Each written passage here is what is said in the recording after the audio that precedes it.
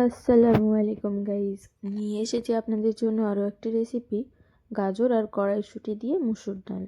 তো প্রথমেই এখানে কড়াইয়ের মধ্যে জল গরম করে নিয়েছি আর তার মধ্যে দিয়ে দিয়েছি মুসুর ডাল, গাজর আর কড়াইশুঁটি। তারপর এখানে দিয়ে দিলাম পেঁয়াজ, থেতো করা রসুন আর কাঁচা লঙ্কা, আর দিয়ে দিলাম তেজপাতা। এবার এগুলো সেদ্ধ করার জন্য ঢেকে দিলাম। এবার মাঝে মাঝে ঢাকাটা একটু একটু করে তুলে তুলে দেখে নেব কতটা সেদ্ধ হয়েছে। তো এই যে আমাদের ডাল সেদ্ধ হয়ে গেছে। তো ডালটা একটুখানি নেড়ে নিচ্ছি তলে পুড়ে লেগেছে কিনা দেখার জন্য।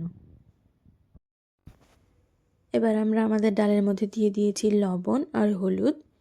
তো লবণ হলুদটা দিয়ে বেশ কিছুক্ষণ নেড়ে নেব। নেড়ে নেওয়ার পরে এর মধ্যে পরিমাণ মতো জল দিয়ে দেবো। তো খুন্তির সাহায্যে নেড়ে নিয়েছি, কোনো ঘুটনি দিয়ে ঘুটেনি, কারণ ডালটা বেশ ভালোই সেদ্ধ হয়ে গেছে। তো এখানে আপনারা আপনাদের পরিমাণ মতো জল দিয়ে নেবেন, যে যতটা পছন্দ করেন। তো ডালটা ভালোভাবে ফুটিয়ে ঢেলে নিলাম। এবার ডালটা তেলে দেওয়ার পালা। তো প্রথমে এখানে কড়াইয়ের মধ্যে তেল গরম করে নিয়েছি, তার মধ্যে দিয়ে দিয়েছি একটা শুকনো লঙ্কা বেশ ছোটো ছোটো করে কেটে, আর দিয়েছি পেঁয়াজ আর থেতো করা রসুন। এবার মশলাটা খুব ভালোভাবে ভেজে নেব। ভেজে নেওয়ার পরে তেল সহ ডালের মধ্যে ঢেলে দেব। তো এই যে আমাদের ডাল রেডি, দেখতেই পাচ্ছেন তেলে দেওয়া হয়ে গেছে। তো কেমন হয়েছে জানাবেন, আর ভালো লাগলে অবশ্যই একটা লাইক, কমেন্ট এবং সাবস্ক্রাইব করে দেবেন।